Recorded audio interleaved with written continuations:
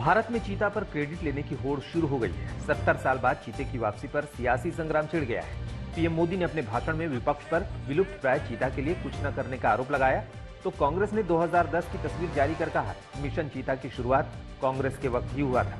राहुल गांधी ने ट्वीट करते हुए मोदी सरकार से पूछा कि 8 चीते आ गए तो 16 करोड़ रोजगार क्यों नहीं आए। आज पीएम मोदी का 72वां जन्मदिन है। जन्मदिन के मौके पर बीजेपी ने सेवा पखवाड़ा मनाया। इस मौके पर दिल्ली से देहरादून तक, मुंबई से मुरादाबाद तक स्वच्छता अभियान और रक्तदान शिविर का आयोजन किया गया है। दिल्ली में तो रेल मंत्री अश्विनी वैष्णव झाड़ू लेकर खुद सड़कों पर उतर आए। बीजेपी अध्यक्ष जेपी नड्डा ने दिल्ली के करोल बाग में बस्ती संपर्क अभियान में हिस्सा लिया। नड्डा ने इस दौरान कार्यक्रम को संबोधित भी किया। उन्होंने कहा कि मुझे पूरा विश्वास है कि अनुसूचित जाति मोर्चा के कार्यकर्ता सरकार की योजनाओं को हर वर्ग तक पहुंचाएंगे। जेपी नड्डा ने कहा कि जो 11 करोड़ शौचालय बने हैं, उनमें 35% अनुसूचित जाति के लोगों के हैं। हैदराबाद में गृहमंत्री अमित शाह ने टीआरएस पर निशाना साधा। बिना नाम लिए उन्होंने कहा कि तेलंगाना में वोट बैंक की राजनीति की वजह से हैदराबाद मुक्ति दिवस अभी तक आधिकारिक तौर पर नहीं मनाया गया था, जबकि कुछ नेताओं ने ऐसा करने का वादा किया। उन्होंने कहा कि अगर सरदार पटेल नहीं होते तो हैदराबाद को आजाद करने में कई और साल लग गए होते। अमित शाह ने इस दिवस को मनाने के फैसले के लिए पीएम मोदी को बधाई दी। यूपी के फूलपुर से लोकसभा चुनाव लड़ सकते हैं बिहार के मुख्यमंत्री नीतीश कुमार। अटकलें इसलिए तेज हैं क्योंकि जेडीयू अध्यक्ष ललन सिंह ने बयान दिया है कि नीतीश को चुनाव लड़ने के लिए कई जगह से ऑफर है और फूलपुर की जनता भी यही चाहती है।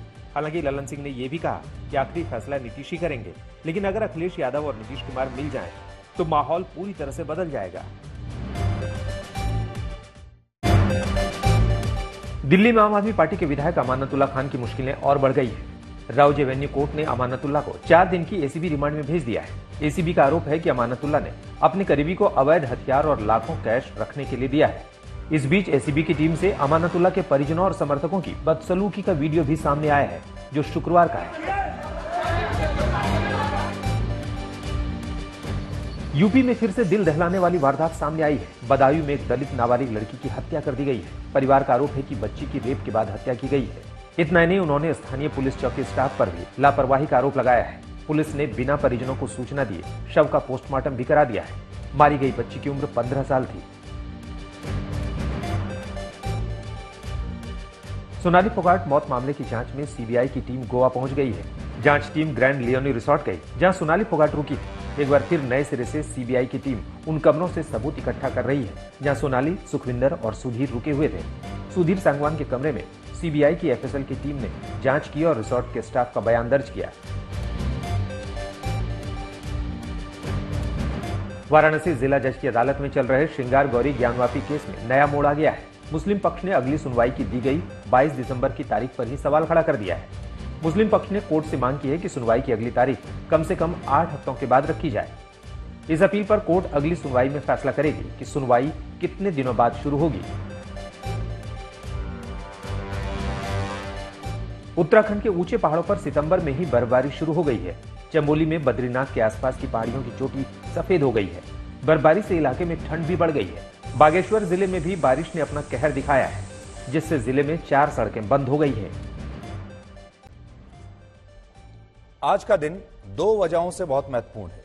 पहली वजह यह है कि आज 70 वर्षों के बाद भारत में चीता लौट आया है, और दूसरा ये कि आज प्रधानमंत्री नरेंद्र मोदी 72 वर्ष के हो गए हैं और उनके जन्मदिन के मौके पर उनके बारे में देश में विदेश में तमाम तरह के विशेषण हो रहे हैं। लोग उनके बारे में लिख रहे हैं, आपको बहुत सारी बातें बता रहे हैं। उनमें से कुछ आपने टीवी पर देखे होंगे, कुछ आपने अखबारों में पढ़ लिए होंगे, लेकिन आज हम आपके लिए प्रधानमंत्री मोदी का सबसे खास विश्लेषण करेंगे, जिसमें हम आपको ये बताएंगे कि उनकी शख्सियत में वो कौन सी खास बातें हैं जो मोदी को सबसे खास बनाती हैं, जो मोदी को इतना बड़ा ग्लोबल लीडर बनाती हैं। इस विश्लेषण का सबसे खास हिस्सा वो होगा जिसमें मैं आपको प्रधानमंत्री मोदी से जुड़े अपने खुद निजी अनुभवों के बारे में बताऊंगा, और यह भी बताऊंगा कि उनकी सोच पूरी दुनिया से हर बार कैसे अलग साबित होती है।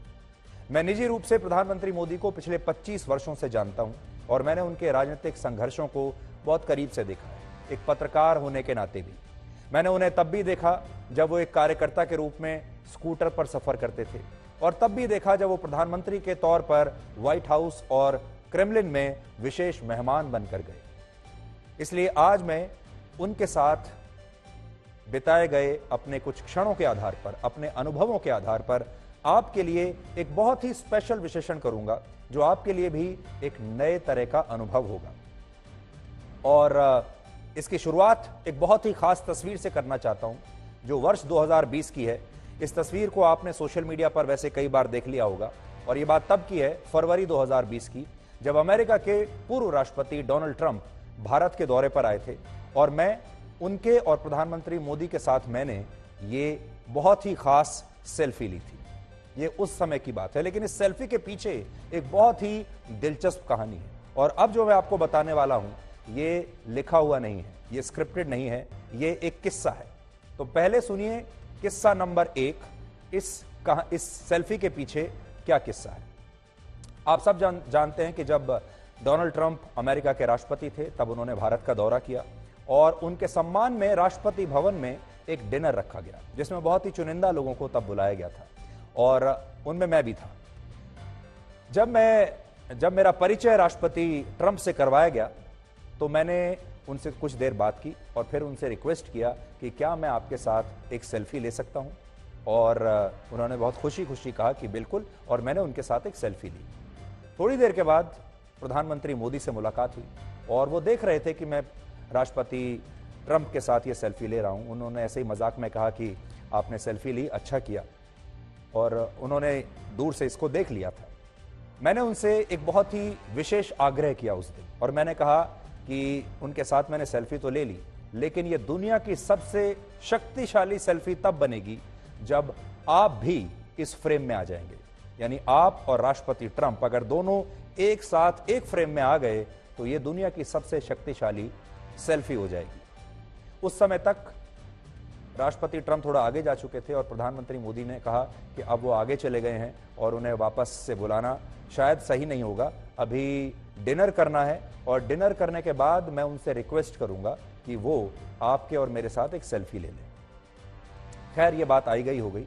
उसके बाद हमने डिनर किया, और डिनर के दौरान मैंने ये कल्पना भी नहीं की थी कि प्रधानमंत्री मोदी को ये बात याद रहेगी। डिनर समाप्त हुआ, और जिस जगह पर हम लोग डिनर कर रहे थे, वहां एक जो द्वार था खास तौर पर, वो सिर्फ राष्ट्रपति ट्रंप और उनके परिवार और प्रधानमंत्री मोदी के लिए था, एग्जिट के लिए, और बाकी जो दूसरा द्वार था, उससे बाकी के लोगों को बाहर जाना था।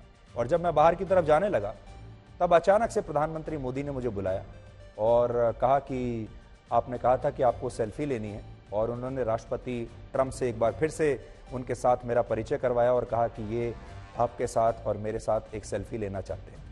और राष्ट्रपति ट्रंप ने बहुत खुशी खुशी वो रुके, और उन्होंने ये सेल्फी हुई, जो उस समय आप कह सकते हैं कि ये दुनिया की सबसे शक्तिशाली सेल्फी आप इसको मान सकते हैं, क्योंकि उसमें आपको प्रधानमंत्री मोदी, यानी दुनिया के सबसे बड़े लोकतंत्र के प्रधानमंत्री, सबसे बड़े लोकतंत्र के नेता, और दुनिया के सबसे पुराने लोकतंत्र के नेता आपको एक साथ नजर आ रहे हैं।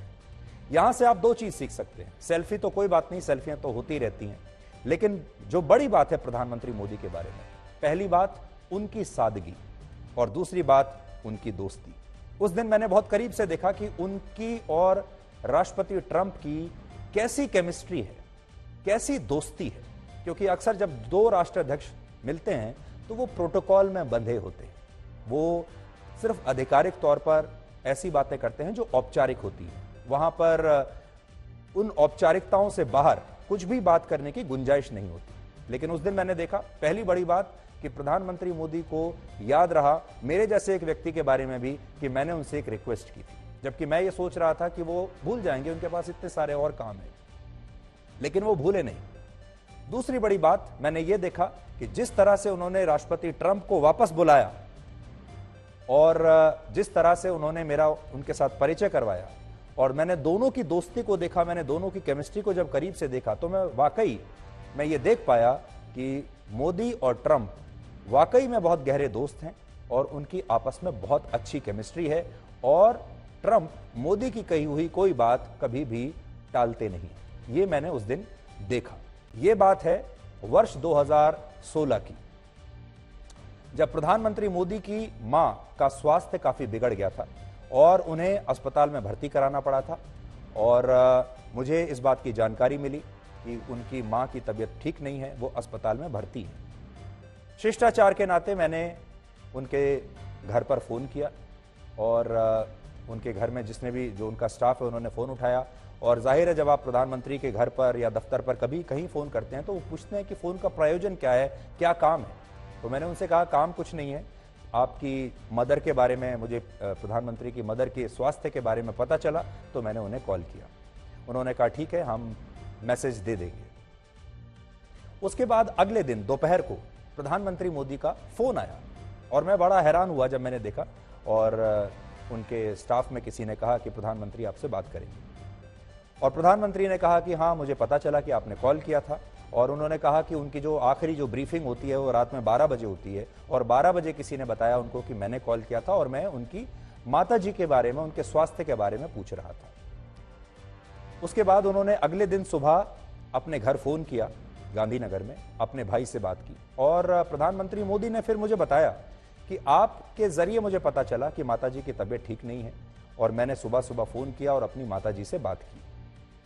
और आप यकीन नहीं मानेंगे कि प्रधानमंत्री जब अपनी माताजी के बारे में बता रहे थे तो बिल्कुल ऐसा नहीं लग रहा था कि कोई प्रधानमंत्री या कोई इतना बड़ा नेता बात कर रहा है।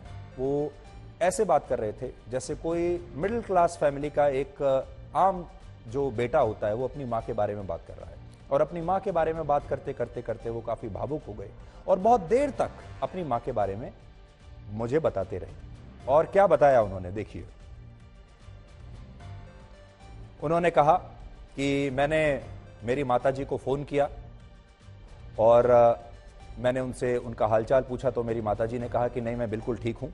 और उन्होंने मुझे फिर ये बताया कि कल उनकी तबीयत ख़राब हो गई थी और उनके भाई ने 108 नंबर पर फ़ोन किया, जो कि गुजरात में एम्बुलेंस का नंबर होता है 108 नंबर पर फ़ोन करने के बाद एक सरकारी एम्बुलेंस आ गई और उस एम्बुलेंस में उनकी माताजी को गांधीनगर में जो सरकारी अस्पताल है, सिविल हॉस्पिटल, वहाँ पर ले जाया गया और उन्होंने उन्हें 3-4 घंटे आईसीयू में भी रखा और बाद में शाम को छुट्टी दे दी और वो वापस आ गई।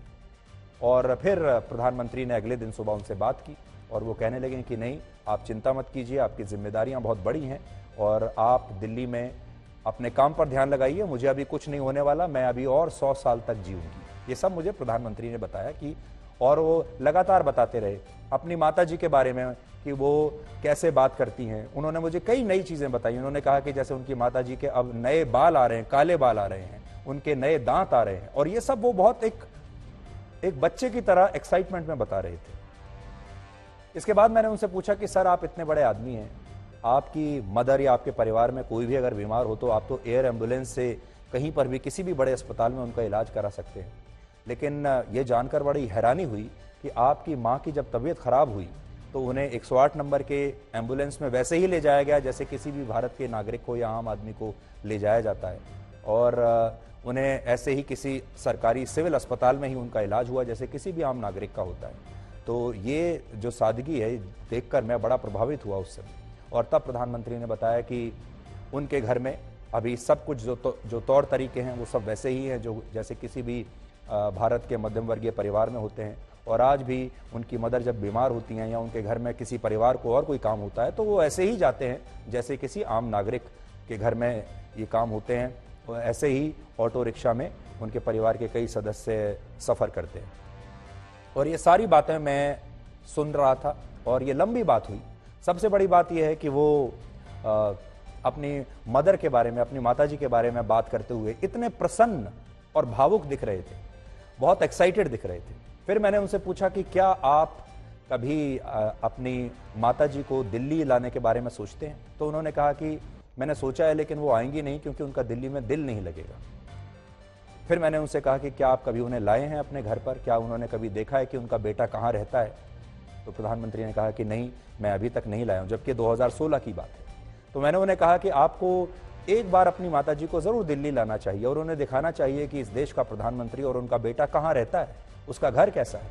तो प्रधानमंत्री ने कहा अच्छा सुझाव है, इसके बारे में सोचूंगा। और कुछ महीनों के बाद प्रधानमंत्री के दफ्तर से मुझे ये फ़ोटो मिली जो अभी थोड़ी देर पहले हम आपको दिखा रहे थे। ये फ़ोटो आई उनके दफ्तर से। और इस फोटो में आप देख पा रहे हैं कि प्रधानमंत्री वाकई अपनी माताजी को घर लेकर आए और उन्होंने अपना पूरा घर, उन्हें इस व्हील चेयर पर बैठाकर पूरा घर दिखाया, उनके साथ कुछ समय उन्होंने स्पेंड किया। तो आप यहां देख पाएंगे कि एक मां और बेटे का जो रिश्ता है उसमें प्रधानमंत्री या इतना बड़ा नेता बीच में नहीं आया। वैसा ही रिश्ता है जैसा हमारे आम परिवारों में किसी भी मां और बेटे का रिश्ता होता है। जब हमारे देश में ओबी वैन्स जो आप देखते हैं, यानी इसका जो फुल फॉर्म होता है ओबी वैन का, वो है outside broadcasting van, outdoor broadcasting van. इसीलिए इसे ओबी वैन कहा जाता है क्योंकि ये आउटडोर ब्रॉडकास्टिंग वैन होती है, बाहर से भी इससे ब्रॉडकास्ट किया जा सकता है, जिसकी मदद से तमाम 24 घंटे के टीवी न्यूज चैनल बाहर से लाइव रिपोर्टिंग करते हैं, खबरों का प्रसारण करते हैं। और ये उस जमाने की बात है, शायद 1997 के आसपास की। तब प्रधानमंत्री मोदी ऐसे दिखते थे जैसे आपकी स्क्रीन पर है। और ओबी वैन का जो टेक्नोलॉजी है वो बिल्कुल नई आई थी। और ओबी वैन एक ऐसी आप मान लीजिए एक ऐसा टेक्नोलॉजिकल इनोवेशन था कि सब लोग हैरान होते थे कि ये क्या नई चीज आ गई। उससे पहले टीवी स्टूडियोज में जो डिबेट्स होते थे, जो बहस होती थी, जो इंटरव्यूज होते थे, वो तमाम इसी फॉर्मेट पर होते थे कि जिसका भी इंटरव्यू करना है या जो भी डिबेट होना है उसमें सारे लोग स्टूडियो में आकर ही बात करेंगे, क्योंकि बाहर से प्रसारण हो नहीं सकता था। तो सारे बड़े नेता, चाहे वो कोई भी हो, सब स्टूडियो ही आया करते थे। लेकिन जब ओबी वैन आ गई तो बहुत जो बड़े बड़े नेता थे वो स्टूडियो आने से कतराने लगे। उन्होंने कहना शुरू किया कि अब हमारे पास समय नहीं है स्टूडियो आने का, आप हमारे घर पर ही ओबी वैन भेज दीजिए ताकि मैं घर से ही आपके कार्यक्रम में सम्मिलित हो सकूं। क्योंकि ओबी वैन बहुत कम थी संख्या में उस समय, तो जो बहुत बड़े बड़े नेता हुआ करते थे सिर्फ उन्हीं के घर पर ओबी वैन जाती थी। और ये भी एक तरीके का स्टेटस सिंबल बन गया था। नेता कहा करते थे कि अब हमारे घर तो ओबी वैन आ जाती है, हम वहीं से कर देते हैं। और ये ओबी वैन सबके घरों में नहीं जाती थी। उस दौरान मुझे एक कार्यक्रम करना था जिसमें मैं चाहता था कि नरेंद्र मोदी हमारे कार्यक्रम में शामिल हों। उस समय नरेंद्र मोदी बीजेपी में थे, किसी संवैधानिक पद पर नहीं थे, लेकिन स्टूडियो में आया करते थे एक स्पोक्स पर्सन के तौर पर और बीजेपी के एक पदाधिकारी के तौर पर। तब वो आते थे तो मैंने उनसे रिक्वेस्ट किया कि क्या आप आज शाम को इस कार्यक्रम में शामिल होने के लिए स्टूडियो आएंगे। उन्होंने कहा आज मैं व्यस्त हूं, आज नहीं आ पाऊंगा। तो मैंने उनसे कहा कि अच्छा, अगर आप नहीं आ पाएंगे तो हम ओबी वैन भेज देते हैं आपके घर पर। तो उन्होंने कहा कि मुझे ओबी वैन पर नहीं आना है और ओबी वैन का इस्तेमाल नहीं करना है, क्योंकि जो अनुभव और जो परफॉर्मेंस मेरी स्टूडियो में हो सकती है वो ओबी वैन पर नहीं होगी, क्योंकि ओबी वैन में मैं बहुत दूर बैठा हुआ हूं। मैं नहीं जान पाऊंगा कि आपके स्टूडियो में क्या चल रहा है, मैं आपको देख भी नहीं पाऊंगा, हमारा आई टू आई कॉन्टैक्ट नहीं हो पाएगा। और स्टूडियो में जो लोग हैं वो कंट्रोल में रहते हैं और जो दूर बैठा हुआ है रिमोट लोकेशन पर, उसकी बात कई बार खो जाती है। तो मैं आऊंगा तो स्टूडियो में ही आऊंगा, मुझे ओबी वैन नहीं चाहिए। उस समय वो अकेले नेता थे जिसने ये कहा कि मैं ओबी वैन नहीं लूंगा, मैं स्टूडियो ही आऊंगा, चाहे मुझे ज्यादा समय लग जाए। तो यानी उस समय भी उनकी जो सोच थी वो काफी अलग थी, टेक्नोलॉजी से जुड़ा हुआ है। जब गुजरात के वो मुख्यमंत्री थे तो एक बार मैं उनके दफ्तर में उनसे मिलने के लिए गया और वो बता रहे थे कि उन्होंने गुजरात में क्या क्या नई चीजें की हैं, क्या क्या नए इनोवेशंस किए हैं। और इसी दौरान उन्होंने एक किस्सा बताया। उन्होंने कहा कि गुजरात और महाराष्ट्र की सीमा पर एक टोल प्लाजा है जहां पर टोल कलेक्ट होता है, लेकिन समस्या यह है कि महाराष्ट्र की तरफ ज्यादा टोल कलेक्ट हो रहा है और गुजरात की ओर से कम टोल कलेक्ट हो रहा है, जबकि गाड़ियों की संख्या तो सेम है। इसका मतलब यह है कि गुजरात की तरफ जो टोल है उसमें भ्रष्टाचार हो रहा है, पूरा कलेक्शन नहीं हो पा रहा है। और तमाम लोगों ने सारी कोशिशें करके देख ली, लेकिन यह भ्रष्टाचार रुक नहीं रहा। तो उन्होंने उस समय, यहां से मैं आपको बात बता रहा हूं, शायद करीब 20 साल पहले की बात होगी, उस समय उन्होंने कहा कि मैंने उनको आदेश दिए कि इस टोल प्लाजा पर सीसीटीवी कैमरे लगाइए और उस सीसीटीवी कैमरे का जो आउटपुट है वो मुख्यमंत्री के कमरे में, यानी मेरे कमरे में दे दीजिए और वहां लोगों को बता दीजिए कि इस पूरे सीसीटीवी की जो वीडियो है, जो पूरी फुटेज है, उसे मुख्यमंत्री अपने कमरे में बैठे बैठे देख रहे हैं। और उन्होंने कहा कि आप यकीन नहीं करेंगे कि इसके बाद से जो लीकेज थी टोल कलेक्शन में वो समाप्त हो गई और लोगों ने कलेक्शन ठीक करना शुरू कर दिया और भ्रष्टाचार समाप्त हो गया। चाहे उन्होंने उस फुटेज को एक दिन भी ना देखा हो, लेकिन उन्होंने कैसे टेक्नोलॉजी का इस्तेमाल किया और यह बताया कि कई बार जब आप इंसान के हाथ से कंट्रोल निकाल कर टेक्नोलॉजी के हाथ में दे देते हैं तो भ्रष्टाचार बंद हो जाता है। एक मेरा और अनुभव आपके साथ शेयर करता हूं। यह भी मुझे उन्होंने तब बताया जब वो मुख्यमंत्री थे गुजरात के, और ये नर्मदा नदी को लेकर है, नर्मदा कैनाल को लेकर है। जब प्रधानमंत्री मोदी ने सोलर एनर्जी को बढ़ावा देने के लिए एक बहुत ही विशेष पहल की थी। अब देखिए उन्होंने क्या किया, मैं आपको बताता हूं। उन्होंने नर्मदा कैनाल पर सोलर पैनल्स लगवा दिए पानी के ऊपर, और वहां पर होता यह था कि इससे पहले पानी जो है वो वाष्पित होता था, इवेपोरेशन की वजह से पानी काफी वेस्ट हो रहा था, और अगर आपने सोलर पैनल लगा दिए तो वो पानी जो बर्बाद हो रहा था उसे बचाया जा सकता है। इसके अलावा आप सोलर एनर्जी क्रिएट कर सकते हैं, बिजली क्रिएट कर सकते हैं, और आपको सोलर पैनल्स को इतनी बड़ी संख्या में लगाने के लिए जमीन का भी इस्तेमाल नहीं करना पड़ा, क्योंकि आपने उसे कैनाल के ऊपर लगा दिया। ये उस समय एक बिल्कुल नया इनोवेशन था। तो आप यहां सोच सकते हैं कि गुजरात का मुख्यमंत्री रहते हुए भी उन्होंने टेक्नोलॉजी का कितना शानदार प्रयोग किया, और हर बार वो कैसे एक नया इनोवेशन करते थे टेक्नोलॉजी के जरिए। इस दौरान जो मैंने देखा वो ये था कि प्रकृति यानी नेचर, क्लाइमेट, जैसे आज क्लाइमेट चेंज की बात होती है, लेकिन वो क्लाइमेट चेंज को लेकर उस समय आज से 20 साल पहले भी बहुत सजग थे। इनोवेशन और टेक्नोलॉजी, ये अगर मैं 4 शब्द आपके सामने कहूं तो ये उनके मनपसंद शब्द भी थे, उनके मनपसंद मंत्र भी थे। ये वो विषय हैं जिनसे प्रधानमंत्री मोदी का लगाव बहुत पुराना रहा है। वो आज से 20 साल पहले से वो हर वो सॉल्यूशन देखते थे जो नेचर के यानी प्रकृति के बहुत करीब हो, जो क्लाइमेट को ठीक करता हो, जो इनोवेटिव हो, इनोवेशन करता हो, और जिसमें टेक्नोलॉजी का प्रयोग हो। प्रधानमंत्री मोदी ने बचपन से ही बहुत गरीबी देखी, और वो बहुत जमीनी स्तर से जुड़े हुए नेता हैं। उन्होंने बचपन में चाय भी बेची है, और उनके जीवन में एक समय ऐसा भी आया जब वो सब कुछ त्याग कर भारत भ्रमण पर भी निकल गए थे। और ये बात वर्ष 1967 की है, जब वो हिमालय के जंगलों में अपने जीवन का मकसद ढूंढ रहे थे। और इसके बाद वो पश्चिम बंगाल में रामकृष्ण आश्रम भी गए, और यहां भी उन्होंने काफी समय बिताया। यानी वो उस समय भी सत्य की तलाश में थे, और उस समय भी ऐसी स्थिति थी कि वो जो चाहे कर सकते थे। उनका राजनीतिक जीवन आरएसएस में बतौर एक स्वयं सेवक के रूप में शुरू हुआ था। इसके बाद वो आरएसएस में विभाग प्रचारक बने, फिर संभाग प्रचारक बने, और इस दौरान उन्होंने इतना शानदार काम किया कि उन्हें गुजरात बीजेपी में संगठन सचिव बना दिया गया। दिलचस्प बात यह है कि इसके बाद उन्होंने बीजेपी को पंचायत चुनावों में जिताया, और वो 1987 में लाल कृष्ण आडवाणी द्वारा निकाली गई न्याय यात्रा, और फिर 89 और 90 में निकाली गई रथ यात्रा का भी हिस्सा रहे। और इसके बाद वो बीजेपी में अलग अलग पदों पर काम करते रहे, और वर्ष 2001 में उन्होंने पहली बार गुजरात के मुख्यमंत्री के तौर पर शपथ ली, और 2014 तक वो इस पद पर रहे। और इस दौरान उन्होंने 4 बार चुनाव जीता, और अपने प्रधानमंत्री के 8 साल के कार्यकाल में वो लोकसभा के 2 चुनाव पूर्ण बहुमत से जीत चुके हैं। यानी विधानसभा चुनाव भी जीत चुके हैं, लोकसभा चुनाव भी 2 बार जीत चुके हैं, और उन्हें प्रशासन का लंबा अनुभव है। मोदी अनुभव के मामले में दुनिया के लगभग सभी बड़े नेताओं से आज सीनियर है। और सबसे बड़ी बात यह है कि इन तमाम नेताओं को अगर आप दुनिया के बड़े बड़े नेताओं से उनकी तुलना करेंगे और भारत के भी बड़े बड़े नेताओं से तुलना करेंगे, तो एक फर्क आपको दिखाई देगा। वो ये है कि वो जमीन से जुड़े हुए नेता हैं, जिन्होंने गरीबी को देखा है, जिन्होंने आम व्यक्ति की तरह एक जीवन जिया है। इसलिए उनकी खास बात यह है कि वो तुरंत एक आम आदमी की व्यथा को समझ जाते हैं, एक आम आदमी की क्या परेशानियां हैं और उसका सॉल्यूशन क्या है, वो तुरंत समझ जाते हैं, क्योंकि वो भी उन परेशानियों से खुद जुड़े हुए हैं और उससे निकले हैं। अब वो 72 वर्ष के हैं। अमेरिका के राष्ट्रपति जो बाइडेन 79 वर्ष के हैं, 79। पुतिन और शी जिनपिंग की उम्र 69 वर्ष है। पाकिस्तान के प्रधानमंत्री शहबाज शरीफ 70 साल के हैं, और मोदी 72 वर्ष के आज हो गए हैं।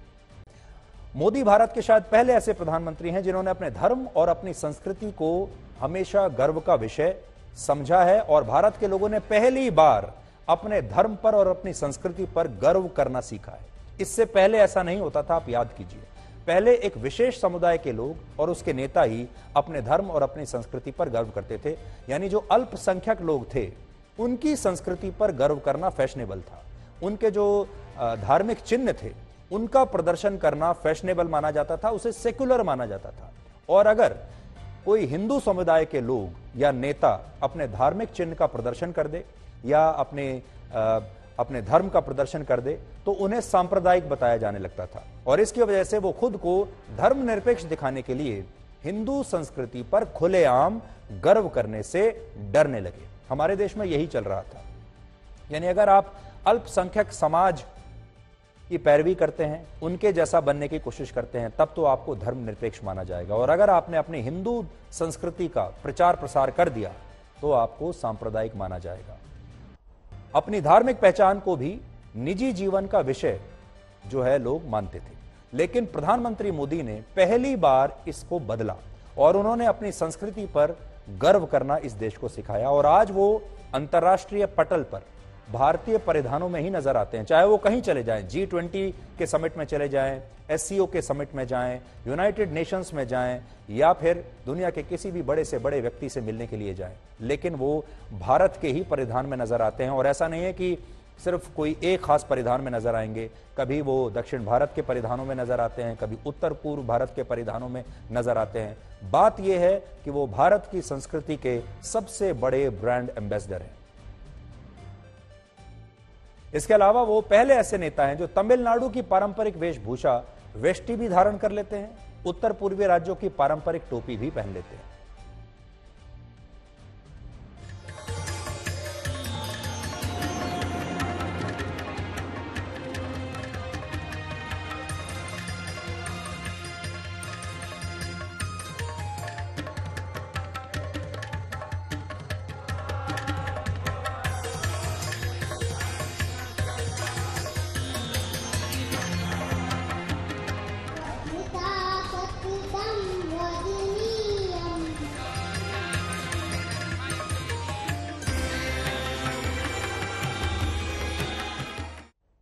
इससे पहले आपने भारत का कोई ऐसा प्रधानमंत्री नहीं देखा होगा जो इतना खुलकर आपको यह बताता है कि उसे अपने धर्म को लेकर वो बैकफुट पर नहीं है, और वो खुलकर पूरी दुनिया को अपने धर्म के बारे में भी बताते हैं।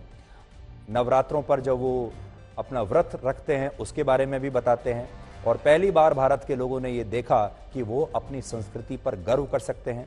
जो हिंदू हैं खास तौर पर वो अपनी संस्कृति पर गर्व कर सकते हैं, और अपनी संस्कृति पर, अपने रीति रिवाजों पर गर्व करने के बाद भी आपके धर्मनिरपेक्षता पर कोई सवाल नहीं उठाएगा। ये पहली बार नरेंद्र मोदी ने इस देश के लोगों को बताया है, और ये कहा है कि उन्हें भी अपने धर्म पर उतना ही गर्व है जितना और किसी धर्म के लोगों को अपने धार्मिक संस्कृति पर गर्व होता है। ये बहुत बड़ा बदलाव है हमारे देश में।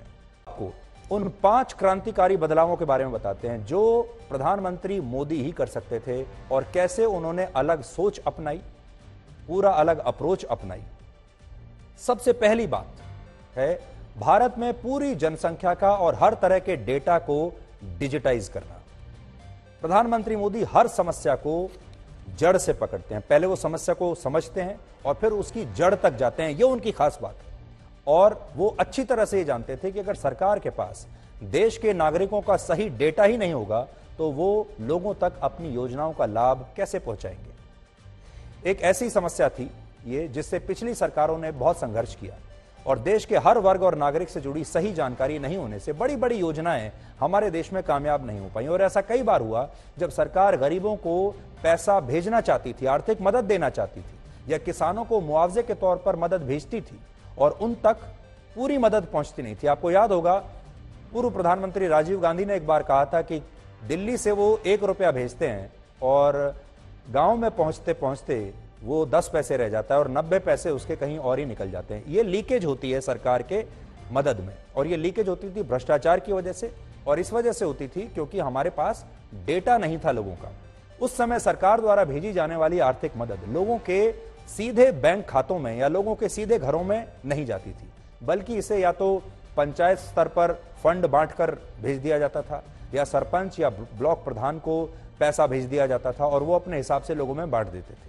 और जो गरीब है उसे उसका सही पैसा कभी नहीं मिलता था, क्योंकि वो पैसा उसके अकाउंट में नहीं जा रहा, कहीं और जा रहा है, और लोग इस पैसे को मार लेते थे भ्रष्टाचार में। इस समस्या की जड़ में जो कारण था वो था देश की जनसंख्या का डेटा डिजिटाइज ना होना। हमारे पास कोई डेटा नहीं था। जब मोदी 2014 में प्रधानमंत्री बने तो उन्होंने सबसे पहले यही काम किया। 28 अगस्त 2014 को प्रधानमंत्री जनधन योजना लेकर आए, जिसके तहत आजादी के बाद पहली बार ऐसे लोगों के बैंक खाते खुले जो पहले भारत की बैंकिंग व्यवस्था का हिस्सा तक नहीं थे।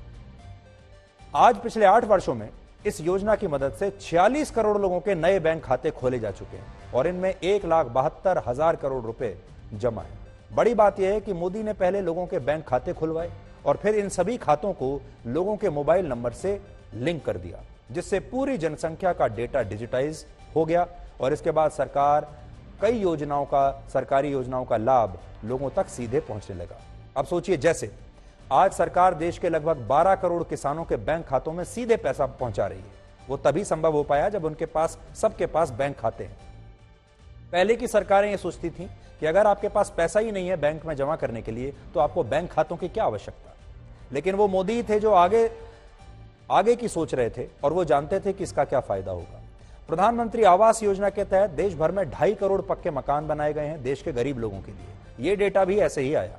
इसके अलावा कोविड के बाद देश के 80 करोड़ लोगों तक हर महीने मुफ्त अनाज इसीलिए पहुंच पाया क्योंकि सरकार के पास उनका पूरा डेटा था। और इसी की मदद से हमारे देश में शौचालय बने, मुफ्त एलईडी बल्ब्स बांटे गए और सरकार कोविड की वैक्सीन भी सीधे लोगों को लगा पाई। हमारे पास कोविड का भी आज पूरा डेटा है जो किसी भी देश से कहीं ज्यादा बेहतर और सटीक है। पिछले लगभग 1.5 वर्ष में सरकार कोविड वैक्सीन की 216 करोड़ डोज लोगों को लगा चुकी है और आज सरकार को यह बात बिल्कुल पता है कि हमारे देश में किस व्यक्ति ने कितनी डोज लगवाई है, किस सेंटर पर लगवाई है, उसकी उम्र क्या है, उसका पता क्या है, उसका फोन नंबर क्या है। यह प्रधानमंत्री मोदी की अलग सोच थी। जब भारत में वैक्सीनेशन का सारा डेटा ऐप और वेबसाइट के माध्यम से संरक्षित किया जा रहा था और तब अमेरिका और ब्रिटेन जैसे आधुनिक बड़े बड़े देशों में वैक्सीन लगने पर लोगों को सिर्फ एक हाथ से लिखी हुई पर्ची दी जा रही थी। ये देखिए, जिसकी तस्वीर आप देख सकते हैं। अमेरिका में, ब्रिटेन में, बड़े बड़े देशों में जब वैक्सीनेशन हो रहा था तो इस तरह हाथ से लिखकर पर्ची दी जा रही थी, जबकि हमारे देश में जब आपका वैक्सीनेशन होता था तो सीधे आपके मोबाइल फोन पर आपको मैसेज आता था, ऐप पर आपका पूरा डेटा रजिस्टर हो जाता था और रियल टाइम काउंटिंग हमारे देश में हो रही थी। यह सब इसलिए हो पाया क्योंकि हमारे पास डिजिटाइज्ड डेटा था। प्रधानमंत्री मोदी की दूसरी खूबी है, उन्होंने महिलाओं को अपनी हर योजना के लिए आगे रखा और उन्होंने देश की 68 करोड़ महिलाओं को देश की राजनीति में शामिल किया। जैसे कच्चे चूल्हे पर जो महिलाएं धुएं के बीच पहले खाना बनाती थीं, उन्हें उज्ज्वला योजना के तहत 9.5 करोड़ एलपीजी कनेक्शन बांटे गए। इनके बारे में पहले किसी ने नहीं सोचा था और ये वही आदमी सोच सकता है जिसने इस जीवन को जिया हो, जिसके घर में इस तरह से खाना पका हो, जिसने अपनी मां को इस तरह मेहनत करते हुए देखा हो, वही सोच सकता है। इसके अलावा उनकी सरकार वर्ष 2019 में 3 तलाक के खिलाफ कानून लेकर आई। ये भी महिलाओं के लिए था। देश में पहली बार मुस्लिम महिलाओं को परिवार के किसी पुरुष के बिना हज यात्रा पर जाने की अनुमति दी गई। पहली बार नेशनल डिफेंस एकेडमी यानी एनडीए में महिलाओं के प्रवेश का फैसला किया गया। भारतीय सेना में महिलाओं के लिए परमानेंट कमीशन की स्थापना की गई। नौकरी पेशा महिलाओं के लिए मैटरनिटी लीव 12 हफ्तों से 26 हफ्ते कर दिया गया और बेटी बचाओ बेटी पढ़ाओ अभियान की मदद से भी उन्होंने बेटियों के प्रति समाज में एक नई सोच पैदा की।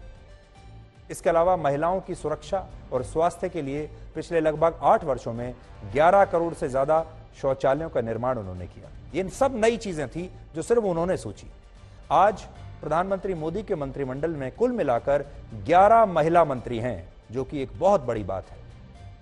इसके अलावा आज अपने जन्मदिन के मौके पर प्रधानमंत्री मोदी ने देश की महिलाओं से आज अपने मन की बात कही है।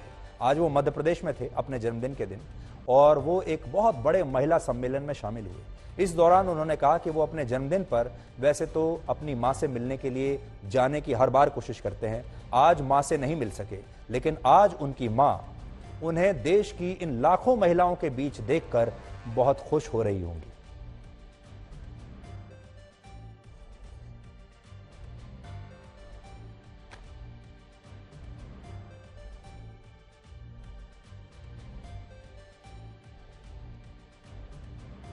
प्रधानमंत्री मोदी ने भारत के 140 करोड़ लोगों को दुनिया में वो स्थान दिलाया जिसकी आज से कुछ वर्ष पहले तक कभी कल्पना भी नहीं की जाती थी। ये उनका अगला बड़ा चेंज है जो उन्होंने किया। पहले हमारे देश की सरकारों में और हमारे देश के लोगों में वो आत्मविश्वास नहीं दिखता था जो वैश्विक मंच पर आज हमें दिखता है। आज भारत दुनिया के लगभग सभी अंतर्राष्ट्रीय मंचों और बड़े संगठनों का हिस्सा है। आज दुनिया का कोई भी बड़ा फैसला और कोई भी बड़ी बैठक भारत के बिना संभव नहीं है। आज भारत एससीओ देशों का हिस्सा है। अगले साल एससीओ का समिट हमारे देश में होगा, हमारी अध्यक्षता में। इसके अलावा हम सार्क के सदस्य हैं, ब्रिक्स में हैं, G15, G20, G24, G77 देशों में हम शामिल हैं। G20 का अधिवेशन अगले साल हमारे देश में होने वाला है। आज हम क्वाड देशों का भी हिस्सा हैं जिसमें भारत के साथ अमेरिका, ऑस्ट्रेलिया और जापान जैसे बड़े देश मौजूद हैं। आज हम अमेरिका के समर्थन वाले ग्रुप में भी बैठते हैं और रशिया के समर्थन वाले ग्रुप में भी बैठते हैं। सबसे बड़ी बात, यूनाइटेड नेशंस की सिक्योरिटी काउंसिल में दुनिया के जो 15 देश हैं उनमें अब हम भी शामिल हैं। दिलचस्प बात यह है कि जिन संगठनों और मंचों का भारत हिस्सा कभी नहीं रहा वहां भी अब हमें बुलाया जाता है। जैसे इस साल जब नॉर्डिक देशों ने एक समिट किया, अपना नॉर्डिक समिट, तो प्रधानमंत्री मोदी इसमें शामिल हुए थे उन देशों के प्रधानमंत्रियों के साथ। उत्तरी यूरोप के 5 बड़े देशों को नॉर्डिक देश कहते हैं जिनमें डेनमार्क, स्वीडन, नॉर्वे, फिनलैंड और आइसलैंड शामिल है। और इस साल जब मोदी समिट में गए तो वहां पर उनका शानदार स्वागत हुआ था और इन देशों के नेताओं के साथ उनकी एक पर्सनल केमिस्ट्री दिखाई दी। असल में पिछले 8 वर्षों में प्रधानमंत्री मोदी ने दुनिया के तमाम बड़े नेताओं के साथ एक अलग खास तरह की पक्की दोस्ती की है और ये दोस्ती बराबरी वाली दोस्ती है। ये एक नई बात भारत के 140 करोड़ लोगों ने देखी है कि उनका प्रधानमंत्री आज कितने बड़े बड़े जो दुनिया के नेता हैं उनके साथ उन्होंने एक अच्छी अपनी पर्सनल केमिस्ट्री बनाकर रखी है और वो सब उन्हें अपने आप को प्रधानमंत्री मोदी का पक्का दोस्त मानते हैं। देखिए,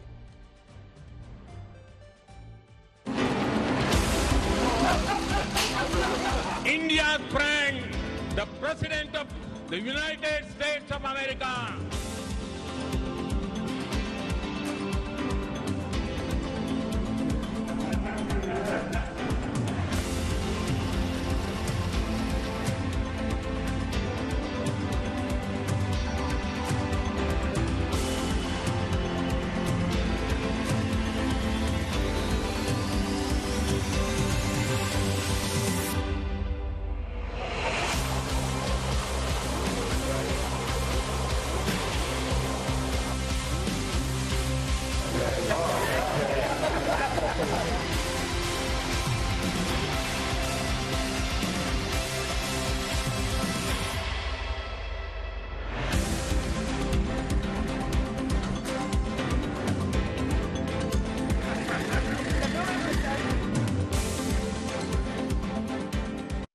आज भारत की यह स्थिति है कि वो अमेरिका से भी हथियार खरीदता है, अमेरिका से भी सौदा करता है और रशिया से भी हथियार खरीदता है। अमेरिका के ना चाहने पर भी रशिया से तेल भी खरीदता है, रशिया के साथ भी बात करते हैं और यूक्रेन को हम मदद भी भेजते हैं। यानी हम रिश्ते बनाते हैं अपनी शर्तों पर और ये शर्त लगाना हमें मोदी ने सिखाया। इसके अलावा भारत आज दुनिया के 101 देशों को कोविड की वैक्सीन भेज चुका है।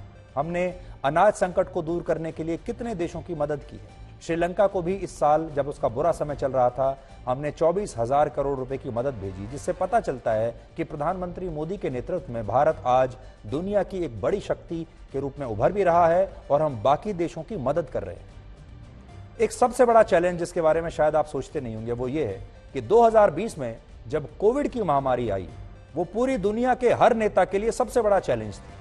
इसलिए क्योंकि उस महामारी का पहले से कोई फॉर्मूला किसी के पास नहीं था, उसकी कोई टेम्पलेट नहीं थी, उसका कोई सॉल्यूशन नहीं था और हर नेता के विजडम पर और उसकी कार्यप्रणाली और उसकी क्षमता पर यह निर्भर करता था कि वो इतनी बड़ी महामारी से कैसे निपटता है। इसलिए आपने देखा होगा कोविड के खिलाफ हर देश का एक अलग अलग तरह का परफॉर्मेंस रहा। कुछ देशों ने अच्छा परफॉर्म किया, कुछ देशों ने खराब किया और उसका एक ही कारण है कि उस देश का नेता कैसा था और उसकी कार्यशैली और उसकी प्रतिभा कैसी थी। उस समय प्रधानमंत्री मोदी ने पूरी दुनिया से अलग भारत की स्थिति के हिसाब से भारत के लिए जो टेलर मेड सॉल्यूशन होना चाहिए, भारत के लिए जो टेलर मेड रणनीति होनी चाहिए वो अपनाई। हमने पश्चिमी देशों को कॉपी नहीं किया। हमने ये नहीं देखा कि अमेरिका क्या कर रहा है, यूरोप क्या कर रहा है, ब्रिटेन क्या कर रहा है और हम भी वैसे ही कर लें। हमने अपने हिसाब से अपनी रणनीति बनाई कि हमारे जो 140 करोड़ लोग हैं उनके हिसाब से, उनकी जीवन शैली के हिसाब से हम क्या सॉल्यूशन ला सकते हैं। इस दौरान दुनिया के बड़े बड़े विकसित देश जहां के वीजा के लिए हमारे देश के लोग लाइन में लगकर वहां का वीजा लेते हैं, उन देशों की स्वास्थ्य सेवाएं चरमरा गई थी। लेकिन भारत का नुकसान हुआ लेकिन भारत का नुकसान सबसे कम हुआ। एक लोकतांत्रिक देश में 140 करोड़ लोगों को महीनों तक लॉकडाउन में रखना दुनिया का सबसे मुश्किल काम था, और वो भी ऐसे में जब हमारे देश में इतनी बड़ी संख्या में लोग गरीब हैं, डेली वेजर्स हैं, जो रोज काम करते हैं और रोज कमाते हैं। लेकिन प्रधानमंत्री मोदी ने यह मुश्किल काम भी बहुत शानदार तरीके से किया, और इस दौरान भारत में वैक्सीन की 216 करोड़ डोज लगाई जा चुकी हैं, जो कि अपने आप में एक रिकॉर्ड है। कोविड के अलावा भारत ने अर्थव्यवस्था और महंगाई के मोर्चे पर पूरी दुनिया में सबसे शानदार काम किया, क्योंकि कोविड के बाद बड़े बड़े देश, अमीर और विकसित देशों में अर्थव्यवस्था जो है उसका बुरा हाल हो गया, महंगाई बढ़ती चली गई। आज आप चाहे यूरोप देख लीजिए, ब्रिटेन देख लीजिए, अमेरिका देख लीजिए, चाइना देख लीजिए, ऐसे में भारत की अर्थव्यवस्था में आज भी जबरदस्त वृद्धि देखने को मिल रही है। यह डेटा उसका एक प्रूफ है। इसके अलावा महंगाई के मोर्चे पर भारत की स्थिति बाकी देशों से आज भी बहुत बेहतर है। यह सब इसलिए हो पाया क्योंकि हमारे देश में एक नेता ऐसा बैठा था जो बिल्कुल अलग तरह की सोच रखता है, उसने किसी को कॉपी नहीं किया। उनकी अगला पॉइंट जो है वो क्या है, मोदी की जो छवि है वो ऐसे नेता की है जो देश की जनता से अगर एक बार कुछ करने के लिए कह दे तो लोग उनकी बात का पूरी तरह पालन करते हैं। अब आप खुद सोचिए, हमारे देश में ऐसा कौन सा नेता पैदा हुआ इससे पहले कि अगर उस नेता ने एक बार आह्वान कर दिया तो देश की करोड़ों जनता जो है वो उसके एक आह्वान पर वही काम करने को तैयार हो जाए जो उन्होंने कहा है। ऐसा शायद हमने महात्मा गांधी के केस में देखा, जब महात्मा गांधी आह्वान करते थे और लोग उनके पीछे पीछे चले आते थे, और उसके बाद हम आज ये देख रहे हैं। और वो कैसे हुआ उसका उदाहरण देखिए। मोदी ने देश में स्वच्छता के मिशन को सफल बनाने के लिए स्वच्छ भारत अभियान चलाया, लोगों से आह्वान किया। इस तरह का आह्वान पहली बार किया गया था कि अपने देश को साफ रखिए, अपने घर को साफ रखिए, अपने समाज को, अपने मोहल्ले को, अपनी सड़कों को साफ रखिए। इससे पहले किसी प्रधानमंत्री को शायद ये लगा नहीं होगा, उन्हें लगता होगा कि ये तो उनके स्तर के नीचे की बात है, ये बात हम कहां जाके करेंगे। लेकिन मोदी ने, क्योंकि जैसा मैंने आपको कहा जमीन से जुड़े हुए थे, वो असली समस्याओं को समझते थे। वो जानते थे कि अगर गंदगी रहेगी तो बीमारियां रहेंगी। और इसके बाद ये मुद्दा एक सामाजिक मुहिम में बदल गया, जिससे करोड़ों लोग जुड़ते चले गए और आज भी जुड़े हुए हैं। मोदी ने कोविड के दौरान देश में लॉकडाउन लगाने से पहले जनता कर्फ्यू की घोषणा की और लोगों से आह्वान किया कि आप स्वेच्छा से ये कर्फ्यू लगा दीजिए और घरों से मत निकलिए। और आपको याद होगा उस समय सड़कें ऐसी खाली हो गई थी। सोचिए, एक नेता के कहने पर लोग अपने घरों से नहीं निकले, जनता कर्फ्यू लग गया।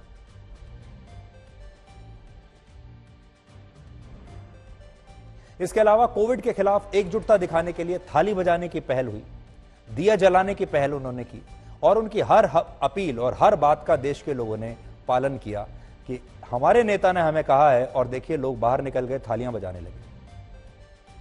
और यही नहीं, हमारे देश से सीख लेते हुए उसके बाद विदेशों में भी ऐसे ही थालियां बजाई जाने लगी।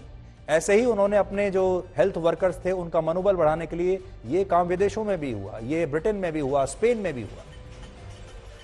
और आपको याद होगा पिछले महीने उन्होंने स्वतंत्रता दिवस से पहले देश के लोगों को हर घर तिरंगा लगाने का आह्वान किया था, और यह अभियान भी सुपरहिट रहा जब करोड़ों लोगों ने अपने अपने घरों में उनके एक बार कहने पर तिरंगा लगा लिया। यानी एक ऐसा नेता जो एक बार आह्वान करता है और लोग उसके पीछे पीछे जाने लगते हैं। मोदी एक ऐसे नेता हैं जिनकी बातों को पूरे देश के लोग ध्यान से सुनते हैं और फिर अमल करते हैं। आप कह सकते हैं महात्मा गांधी के बाद शायद वो पहले ऐसे नेता हैं जिनके हर फैसले और आह्वान में लोग उनका साथ देते हैं।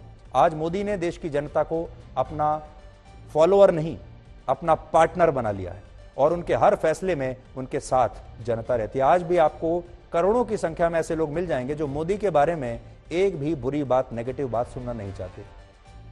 मोदी की एक और बड़ी खूबी है, वो अच्छी तरह से जानते हैं कि राजनीति कहां समाप्त होती है और प्रशासन या सुशासन की जिम्मेदारी कहां शुरू होती है, यानी कहां पॉलिटिक्स खत्म हो जाती है और गवर्नेंस शुरू होती है। जैसे उन्होंने पश्चिम बंगाल और उड़ीसा जैसे राज्यों में पूरी ताकत के साथ चुनाव लड़ा। इन चुनावों में बीजेपी अच्छे प्रदर्शन के बावजूद हार गई, बहुत तगड़ी राइवलरी थी उनके बीच में और ममता बनर्जी के बीच में। लेकिन जब इन्हीं राज्यों में तूफान आया तो प्रधानमंत्री मोदी ने वहां के मुख्यमंत्रियों से बात की और प्रभावित इलाकों का दौरा वहां के मुख्यमंत्रियों के साथ जाकर किया।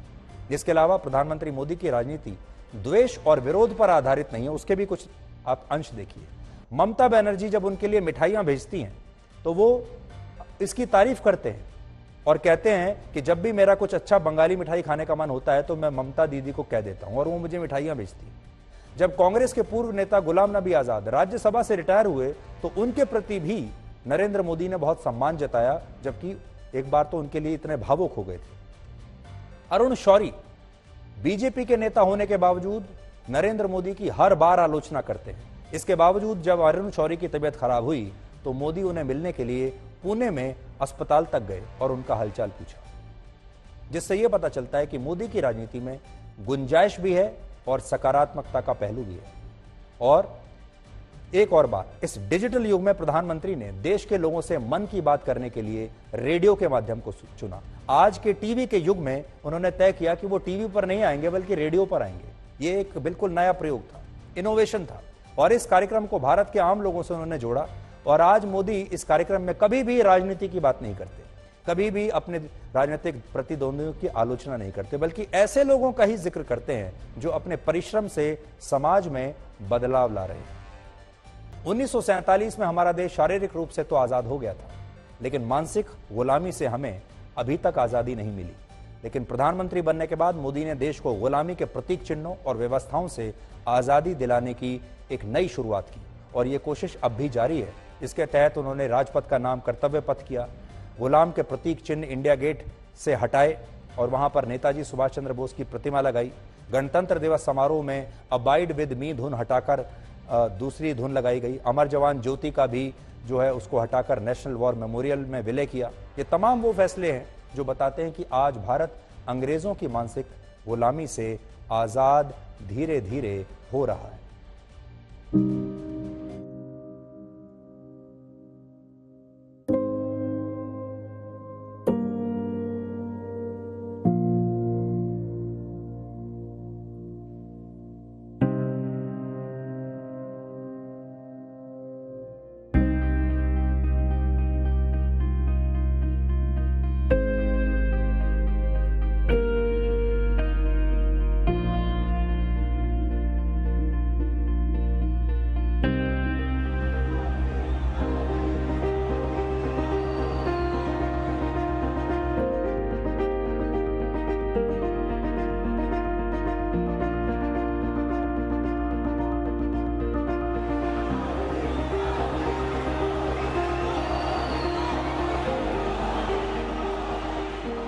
पर मेरा प्रयास रहता है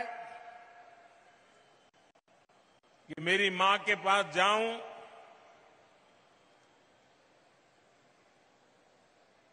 उनको चरण छू करके आशीर्वाद लूं। लेकिन आज मैं मां के पास तो नहीं जा सका, लेकिन मध्य प्रदेश के आदिवासी अंचल के अन्य समाज के गांव-गांव में मेहनत करने वाली ये लाखों माताएं आज मुझे यहां आशीर्वाद दे रही हैं। ये दृश्य आज मेरी मां जब देखेगी उसको जरूर संतोष होगा कि भले बेटा आज उसके पास तो नहीं गया, लेकिन लाखों माताओं ने मुझे आशीर्वाद दिया है। मेरी मां को आज ज्यादा प्रसन्नता होगी। आज तक के साथ लगातार जुड़े रहने के लिए डाउनलोड कीजिए आज तक का मोबाइल ऐप और लगातार जुड़े रहिए आज तक के साथ। डाउनलोड करें आज तक मोबाइल ऐप।